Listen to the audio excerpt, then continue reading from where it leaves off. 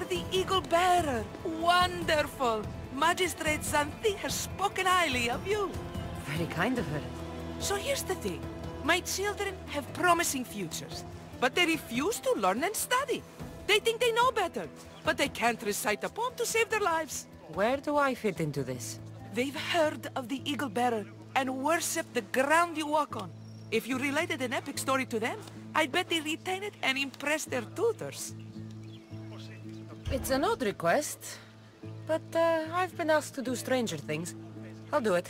My children are waiting inside the Temple of Dionysus Kolonatas for today's epic story.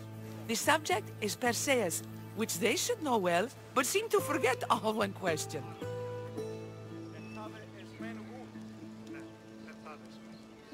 Perseus?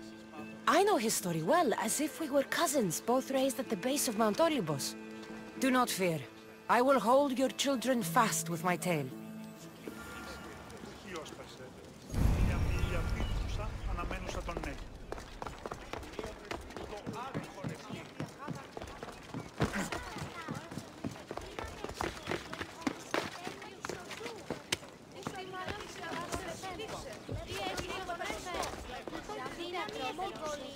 Hello, I'm... The Eagle Bearer.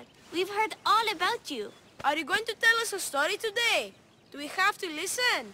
We've heard it 100 times. Yes, that's me. And yes, I'm telling you a story.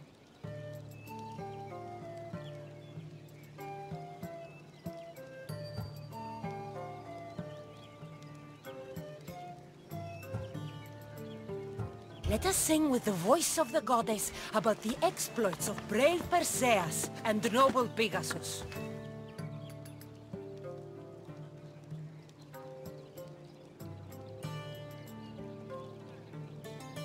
Acrisius, the king of Arul, was not a good man. He had one child, a daughter, Danae. Bitter that he had no son, he went to the oracle of Delphi and heard a prophecy that chilled him. Ooh, what was it? The oracle said Acrisius would be killed by his grandson. But Danae was unmarried and childless at the time. To protect himself, he locked Danae in a bronze room open only to the sky. Ooh! However, mighty Zeus saw the girl and fell in love with her. He transformed into a golden shower and seduced her. Danae gave birth to a son, Perseus. I knew it! King Acrisius couldn't kill the boy for fear of angering Zeus. So he put his daughter and grandson in a wooden crate and tossed them into the wild sea to be drowned. How horrid! Poor Perseus.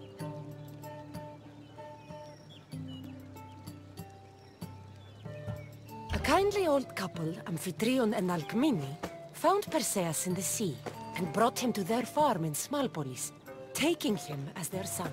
What about his mom, my namesake? Shh, listen. Hera was angry though, and sent snakes to kill the baby. But Perseus was too strong, and he strangled the snakes in his crib, revealing his godly nature. That doesn't sound right. There are different ways to tell the story, you know.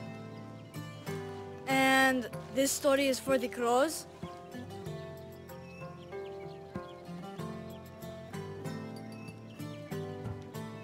When Perseus grows up, he travels to Iope and falls in love at first sight with the beautiful princess Andromeda. However, Andromeda's mother boasts that her daughter is more beautiful than the goddess Thetis, offending her. Never say you are better than the gods. Thetis proclaims that Andromeda must be sacrificed to the gods, or else the whole city of Iope will be destroyed. I don't think that's right. Wasn't Andromeda an Ethiopian princess? Hush! Perseus asks his grandmother Thala how to save his love. She turns into a manta ray and says to save Andromeda, he must bring back curly hair of gold, fit for the king of the mountains, who yet owns less than the humblest elot. I don't know that riddle. It's too hard! It was hard for Perseus too, but eventually he figured it out. How? He just did is all.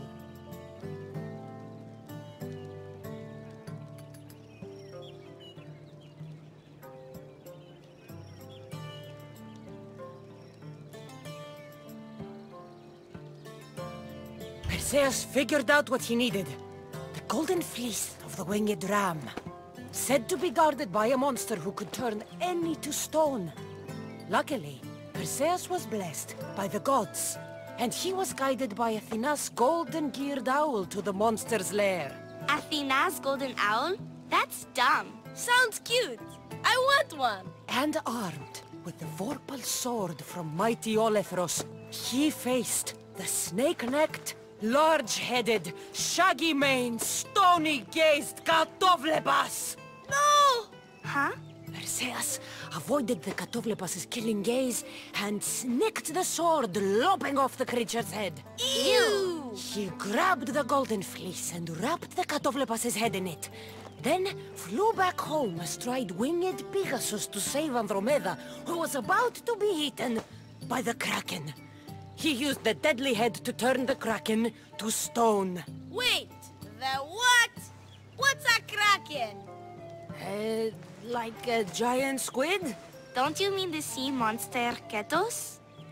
Pretty sure Homer said, release the Kraken, not release the Ketos. You just made that up.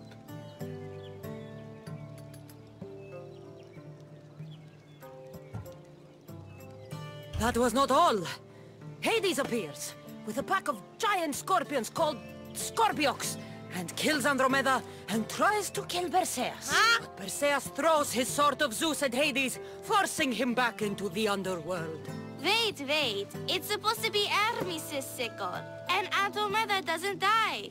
You're telling it wrong! In the end, Perseus wins. Zeus offers to make him a god, but Perseus refuses, so instead Zeus brings Andromeda back to life because she was only mostly dead. Wow, that was so wrong and so boring. You are a sticky storyteller, and that story was poop! I am sorry for your audience, Evil Bearer. Though from what I heard, it did sound like you deviated somewhat from the traditional tale. Apologies.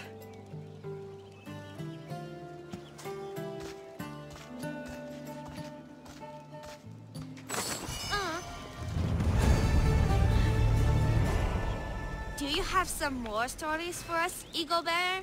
Maybe about a chariot team called the Champion Ducks?